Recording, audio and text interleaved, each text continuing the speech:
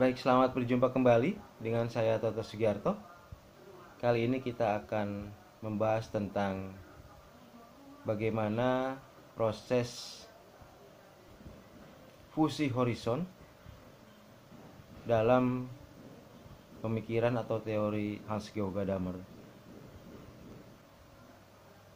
Pada dasarnya fusi horizon merupakan fakta-fakta yang lebur dengan prapemahaman. Jadi terdapat keterlemparan fakta-fakta yang ada di depan kita, kemudian lebur dengan prapemahaman yang sebelumnya sudah kita miliki, dan hasilnya adalah fusi horizon ya. Fusi horizon itu berupa suatu pemahaman baru.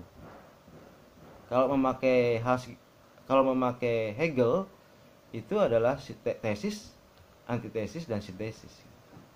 Tetapi prosesnya tidak serupa seperti itu. Tetapi berupa penggabungan antara fakta-fakta yang ada, kemudian bergabung gitu dengan prapemahaman kita sebelumnya, dan kemudian dapatlah pemahaman baru. Yaitulah fusi horizon. Pemahaman kita sendiri itu menurut Gadamer terdapat 3 hal ya, yaitu Vorhabe, Vorsicht, dan Vorgriff. Vorhabe adalah pandangan awal atau cara pandang tertentu. Vorsicht adalah apa yang dilihat di depan, dan Vorgriff adalah konsep atau kerangka berpikir atau kerangka teori.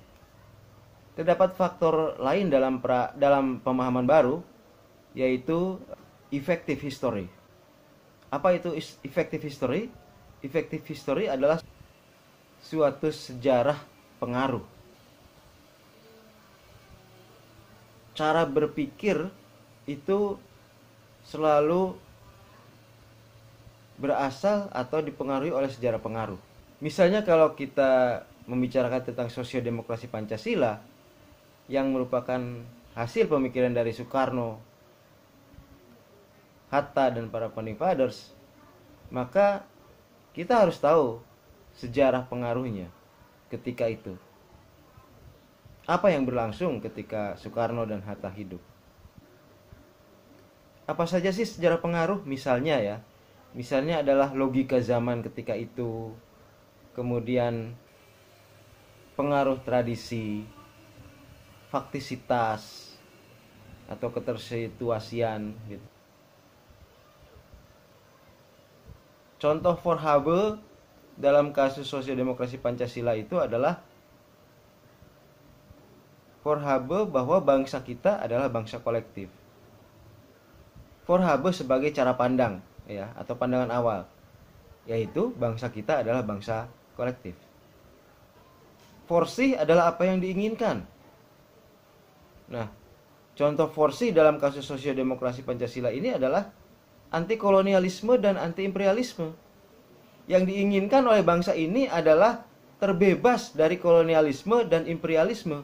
Sedangkan Vorgriff atau konsep atau landasan teori dalam kasus sosiodemokrasi Pancasila adalah Marxisme. Marxisme adalah teori untuk sosiodemokrasi Pancasila. Jadi itu ya. Vorhabe-nya adalah bangsa kita sebagai bangsa kolektif, cara pandang ya. Vorhabe-nya adalah atau cara pandang bangsa kita sebagai bangsa kolektif. Vorsicht-nya apa yang dilihat ke depan, yaitu anti kolonialisme dan anti imperialisme. Dan Vorgriff atau kerangka teorinya adalah Marxisme. Kita tahu Marxisme itu terdiri dari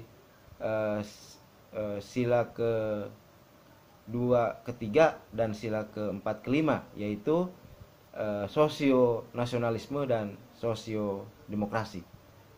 Pada setiap interpretasi selalu terjadi fusion of horizon atau fusi horizon. Kenapa? Karena dalam setiap interpretasi, orang yang menginterpretasi itu selalu membawa prapemahaman, dan kemudian prapemahaman itu melebur dengan berbagai fakta-fakta yang ada di depannya. Saya kira itu perkenalan dengan fusion of horizon. yang di dalamnya terdapat pra-pemahaman, dan kemudian pra-pemahaman itu melebur dengan fakta-fakta yang ada, dan kemudian dihasilkanlah fusi horizon.